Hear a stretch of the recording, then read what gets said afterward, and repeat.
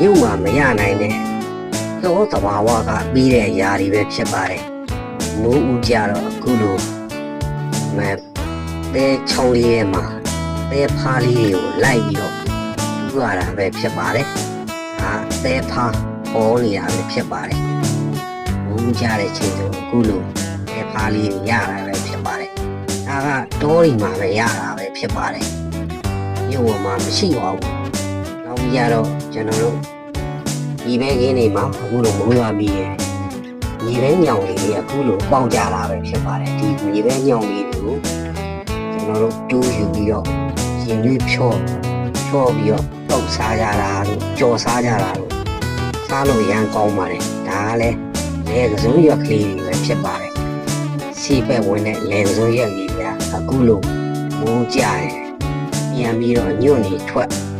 ခုစားလို့ရတာပဲဖြစ်ပါတယ်ဒါကတောမှာပဲရတဲ့သဘာဝတွေပဲဖြစ်ပါတယ်